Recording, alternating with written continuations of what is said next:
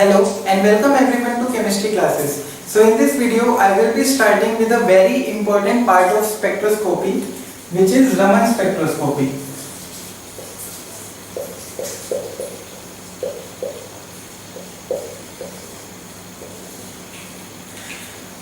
अगर रमन स्पेक्ट्रोस्कोपी को हमें ब्रॉडली एकदम डिफाइन करना हो तो इसका जो बेसिक प्रिंसिपल है that it depends on inelastic scattering of light.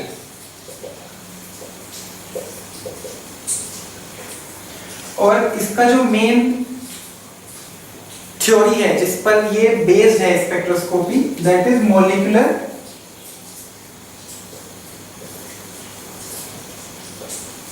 Polarisability. तो अभी पहले हम इन दोनों चीजों को समझते हैं, फिर हम थोड़ा आगे बढ़ेंगे रमन स्पेक्ट्रोस्कोपी में। तो आप देखिए रमन स्पेक्ट्रोस्कोपी में हम क्या बोल रहे हैं कि इनइलास्टिक स्कैटरिंग ऑफ लाइट है। अब हुआ क्या, एक्चुअली हुआ ये है कि आपने एक ऑब्जेक्ट लिया और उस ऑब्जेक्ट पर आपने लाइट डाली, तो ये जो लाइट थी ये स्कैटर हुई। अब देखिए स्कैटर होने के काफी सारे रीजंस हो सकते हैं कि सपोज इस ऑब्जेक्ट पे कोई एक्स्ट्रा मटेरियल लगा हुआ था या फिर इस पर कोई डस्ट पार्टिकल था, तो आपने क्या किया कि इस ऑब्जेक्ट को बिल्कुल फ्री कर दिया किसी भी डस्ट पार्टिकल से या किसी भी एक्स्ट्रा मैटर से। मतलब जो आपको आपके लाइट की स्कैटरिंग का रीजन हो सकता है उन चीजों से आपने इस मटेरियल को बिल्कुल फ्री कर दिया, बट उसके बाद भी आपको लाइट की स्कैटरिंग देखने में मिली। वो जो लाइट की स्कैटरिंग आपको देखने में मिली है उसी से ही हमको रमन स्पेक्ट्रोस्कोपी को समझना है। अगर क्वांटम मैकेनिकली हम बात करें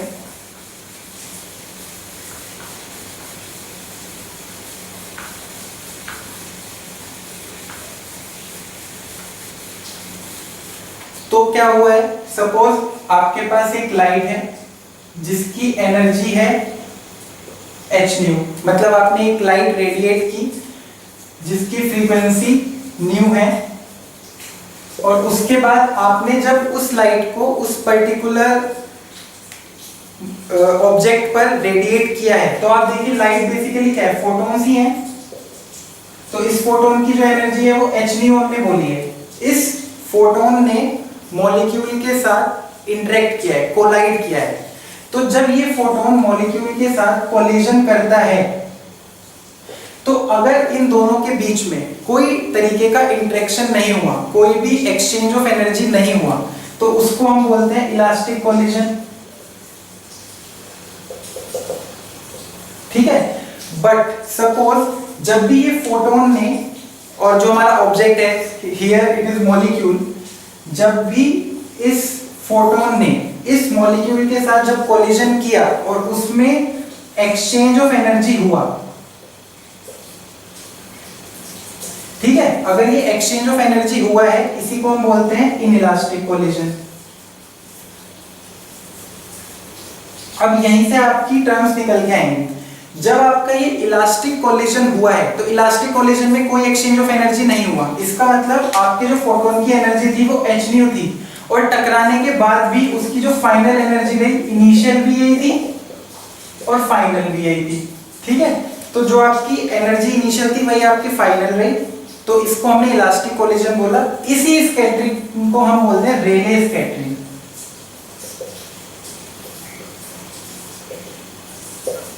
कि फोटोन की एनर्जी में कोई चेंज नहीं आया, बट जब ये इनइलास्टिक कोलिजन हुआ है, जब एक्सचेंज ऑफ एनर्जी मॉलिक्यूल और फोटोन के बीच में टेक प्लेस हुआ है, अब वो जो एक्सचेंज है वो कैसा भी हो सकता है, मतलब फोटोन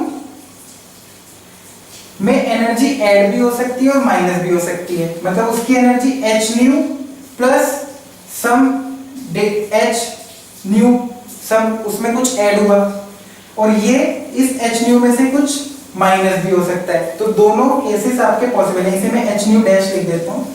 तो इस फोटोन की एनर्जी में कुछ ऐड भी हो सकता है, सब्ट्रैक्ट भी हो सकता है। इसी को हम इनइलास्टिक कोलिजन बोलेंगे, मतलब this is the result of inelastic collision, और इसी को हम बोलेंगे रमन स्पेक्ट्रिंग। क्योंकि जब ये इनइलास्टिक कोलिजन होगा उसी समय हमको रमन स्पेक्ट्रम मिलेगा, इसीलिए इसको हम बोलेंगे रमन स्कैटरिंग।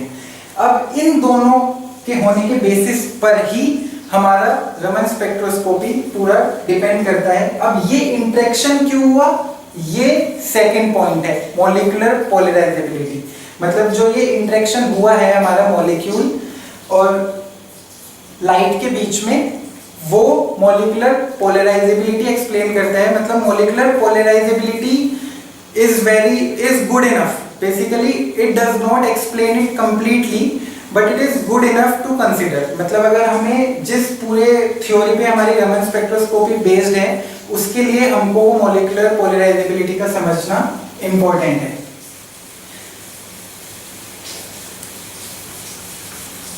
उससे पहले हम अब यही वाली चीज देखते हैं, जो हमारा लाइट की एनर्जी में प्लस माइनस हुआ है उसे हमें थोड़ा समझना है। अब आप देखिए रमन स्पेक्ट्रा को समझने के लिए आप थोड़ा सा एक एग्जांपल लीजिए। सपोज ये आपके लेवल्स हैं, अभी मैं डिफाइन नहीं कर रहा हूं कि क्या रोटेशनल है वाइब्रेशनल लेवल्स हैं, बट आप कंसीडर करके चलिए कि ये आपके कुछ लेवल्स हैं, ठीक है। इसीलिए आप स्पेसिंग वगैरह किसी चीज पे ध्यान मत दीजिए, बस एक समझाने के लिए है कि रमन स्पेक्ट्रा बेसिकली आपका आया कैसे।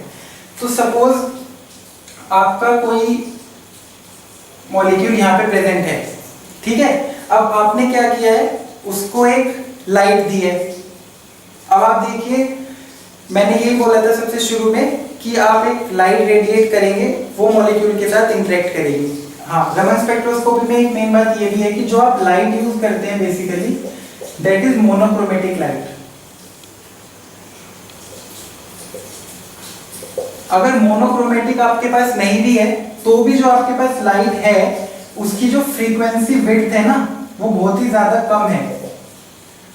बात ये है कि जो मैंने आपको दो तरीके की स्कैटरिंग बताई है, रेले स्कैटरिंग और रमन स्पेक्टरिंग, तो मेजरली आपको रेले स्कैटरिंग ही देखने मिलेगी। मतलब अगर आपने 100 फोटोन्स डाले तो 98 फोटोन्स आपके बिल्कुल सेम एनर्जी पे ही स्कैटर हो जाएंगे।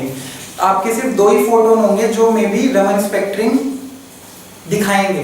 तो इसीलिए इस स्पेक्ट्रोस्कोपी को स्टडी करने के लिए आपको बहुत ही ज्यादा सेंसिटिव इंस्ट्रूमेंट चाहिए, और सेंसिटिव इंस्ट्रूमेंट के साथ साथ ये भी जरूरी है कि जो आपने लाइट रेडिएट करने के लिए यूज की है वो काफी ज्यादा हाई इंटेंसिटी की हो, और मोनोक्रोमेटिक हो। तो इसीलिए जनरली आप जो रमन स्पेक्ट्रोस्कोपी में लाइट यूज करेंगे वो मोनोक्रोमेटिक होगी और हाई इंटेंसिटी की होगी।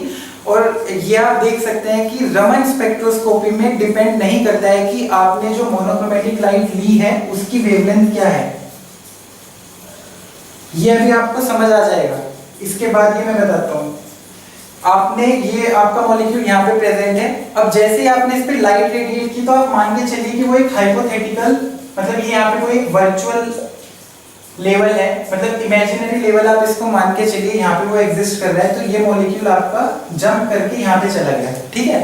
अब जब ये यहाँ से वापस आएगा, ठीक है, अब ये वापस आ रहा है, तो जब अगर ये वापस इसी में आ गया जहां से ये गया था, तो ये तो आपका वही इलास्टिक कोलिजन वाला केस हो गया जिसको हम रेले बोलते हैं, और यही आपका डोमिनेंट केस है।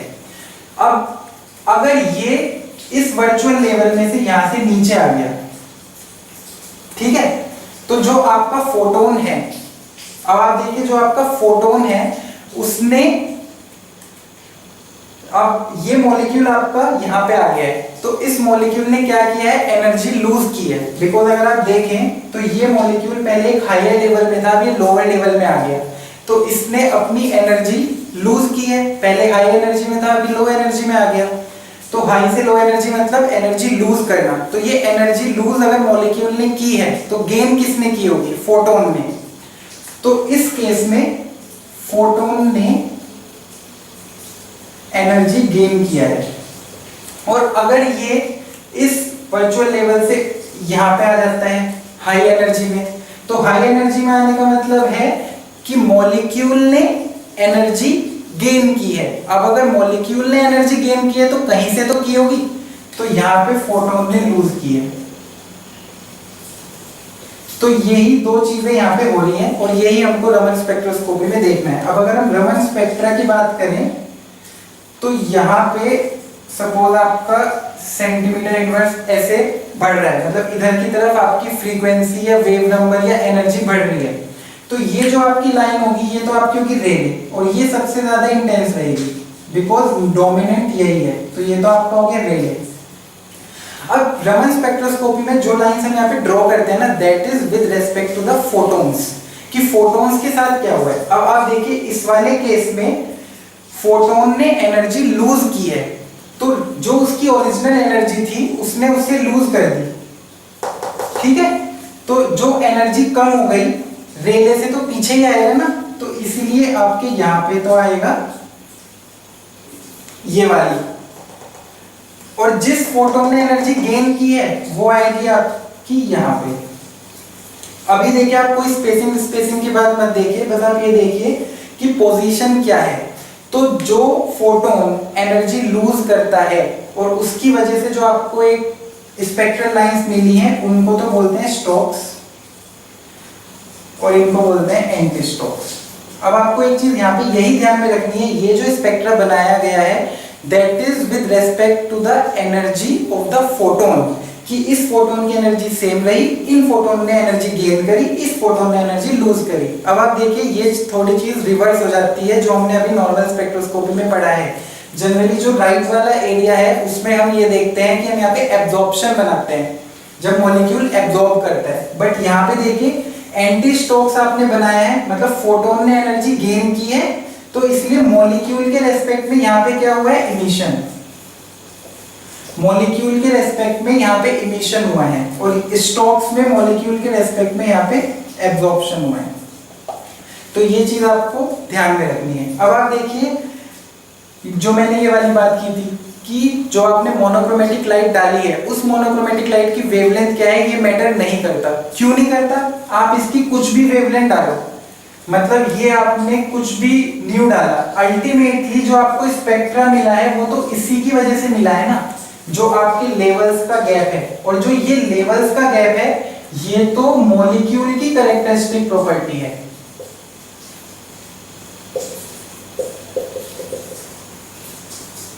तो जो ये चेंज होगा, मतलब जो मॉलिक्यूल, जो उस फोटोन ने एनर्जी गेन की है या लूज की है, वो तो उस मॉलिक्यूल ने जो एनर्जी गेन या लूज की है उसकी वजह से की है। तो इसीलिए जो ये डेल्टा न्यू है, मतलब जो ये चेंज इन एनर्जी है, यही आपकी मैटर करती है। और ये तो आपकी मॉलिक्यूल के एनर्जी लेवल्स का जो गैप है उस पर डिपेंड करती है। तो इसीलिए इंसिडेंट फोटोन का वेवलेंथ कुछ भी हो, it does not matter. What matters is this change, जो आपका चेंज उस फोटोन की एनर्जी में आया है ड्यू टू द मॉलिक्यूल। तो स्टोक्स हो गया, एंटी स्टोक्स हो गया। अब आप देखिए इसमें मतलब ऐसे कोई रटने वाली बात नहीं है। जनरली आप देखेंगे कि आपसे कई बार पूछा जाता है, ऐसे भी पूछ सकते हैं कि ये वाली लाइंस आपकी ज्यादा इंटेंस होती है, कुछ लाइंस आपकी कम इंटेंस होती हैं। पीआर में भी आपसे पूछ लिया जाता है कि इस स्पेक्ट्रम में ये वाली लाइन ज्यादा इंटेंस मिली, ये वाली कम इंटेंस मिली। तो हमको इसके लिए ऐसे कुछ याद रखने की जरूरत नहीं है। हमको पता है कि काफी सारे फैक्टर्स हैं जिन पे हमारी intensity of spectral lines depend करती है, पर एक जो ऐसा फैक्टर है जिसको हम देख सकते हैं वो है पॉपुलेशन। क्योंकि पॉपुलेशन के हमारे पास काफी फैक्टर है ना, depending upon temperature and degeneracy, और काफी फैक्टर्स हैं। तो अगर आपसे कभी भी कोई पूछता है कि ये वाली लाइन कम इंटेंस है, ये वाली लाइन ज्यादा इंटेंस है, तो एक्सप्लेन करो या कमेंट करो, तो आपको हमेशा पॉपुलेशन की बात देखनी है। अब आप यहाँ पे देखो, जब आपका ये मॉलिक्यूल यहाँ से वर्चुअल लेवल में गया, अभी तो मैंने इसको देखो ऊपर बना दिया था, सपोज आप ये देखो ये मॉलिक्यूल ग्राउंड लेवल में प्रेजेंट था, ठीक है। तो ग्राउंड में तो हमेशा आपके पास प्रेजेंट होगा ही, ठीक है। ग्राउंड में तो आपके पास पॉपुलेशन हमेशा रहती ही है, ऐसा नहीं कि कम ज्यादा। जैसे रोटेशनल में देखेंगे तो उसमें ऊपर वाले पॉपुलेशन भी सफिशिएंटली पॉपुलेटेड रहते हैं, पर ग्राउंड में आपके पास हमेशा पॉपुलेशन रहती है। तो ग्राउंड से वर्चुअल लेवल में गया तो ग्राउंड से नीचे तो जा नहीं सकता क्योंकि ग्राउंड ही इसका इनिशियल लेवल है, तो हमेशा ऊपर ही आएगा। ऊपर आने का मतलब है कि एब्जॉर्प्शन हुआ। एब्जॉर्प्शन होने का मतलब क्या है? Stokes line. स्टोक्स लाइन क्यों? जब एब्जॉर्प्शन हुआ तो मॉलिक्यूलर एनर्जी गेन की फोटोन ने लूज करी। तो इसका मतलब क्या हुआ? जो आपकी स्टोक्स लाइन है they will be more intense, क्योंकि ये पॉसिबिलिटी तो हमेशा है एब्जॉर्प्शन वाली, लेकिन एंटी स्टोक्स जो है वो आपकी लेस इंटेंस होंगी। वैसे this is a specific case in case of vibration. Rotation में तो आपकी स्टोक्स और एंटी स्टोक्स की इंटेंसिटी ऑलमोस्ट सेम ही होगी, बिकॉज उसमें तो जो पॉपुलेटेड लेवल्स हैं वो बीच में कहीं है, तो बीच में से तो आपका वो नीचे भी जा सकता है ऊपर भी जा सकता है, तो इसलिए Stokes anti Stokes same intense होंगे। बट जब हम वाइब्रेशन में बात करेंगे तो वाइब्रेशन में आपकी ये पॉसिबिलिटी तो कम है ना कि आपका मॉलिक्यूल V इक्वल 2 में है। अगर वो V इक्वल 2 में होगा तभी वो नीचे आ सकता है, और जब वो नीचे आएगा मतलब एनर्जी लूज करेगा, मतलब फोटोन गेन करेगा, तो तभी आपको एंटी स्टोक्स की इंटेंसिटी मिलेगी। तो इसीलिए वाइब्रेशन के केस में आपको स्टोक्स की इंटेंसिटी ज्यादा मिलेगी, एंटी स्टोक्स की इंटेंसिटी कम मिलेगी।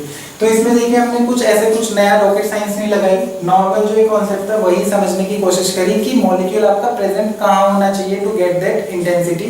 तो यही सेम कॉन्सेप्ट आप बाकी जगह पे भी अप्लाई करके देख सकते हैं जब आपसे ऐसा इंटेंसिटी वाला क्वेश्चन पूछा जाता है।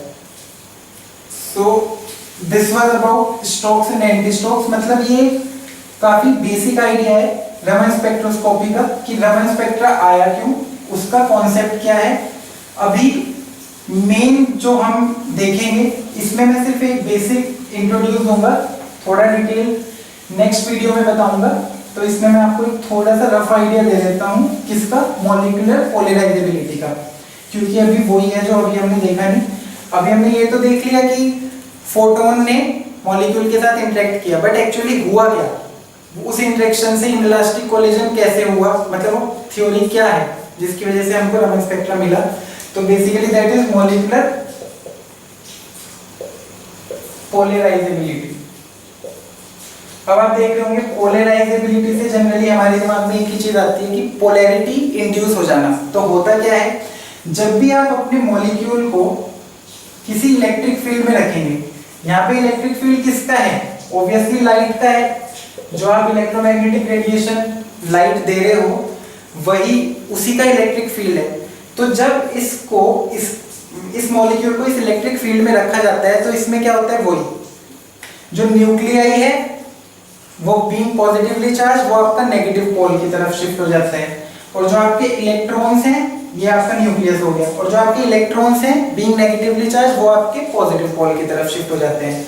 तो उसकी वजह से क्या होता है, इंड्यूस्ड इलेक्ट्रिक डायपोल मोमेंट आपका मॉलिक्यूल में जनरेट हो जाता है।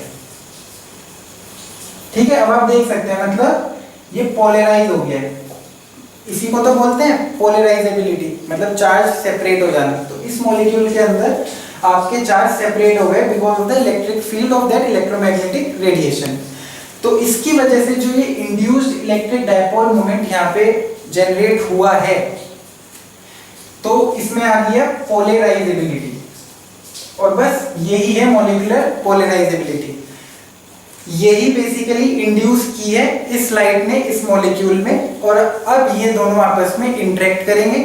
उस इंटरेक्शन से फिर हमको रेले स्कैटरिंग और रमन स्कैटरिंग वाला फेनोमेना मिलेगा जिससे हमको स्पेक्ट्रा ऑब्जर्व होता है। इसको थोड़ा डिटेल में मैं नेक्स्ट वीडियो में डिस्कस करूंगा, अभी सिर्फ एक रमन स्पेक्ट्रोस्कोपी का बेसिक आइडिया दिया है। So in the next video I will be discussing this in detail and I will shift to more about Raman spectroscopy, its rotational and vibrational.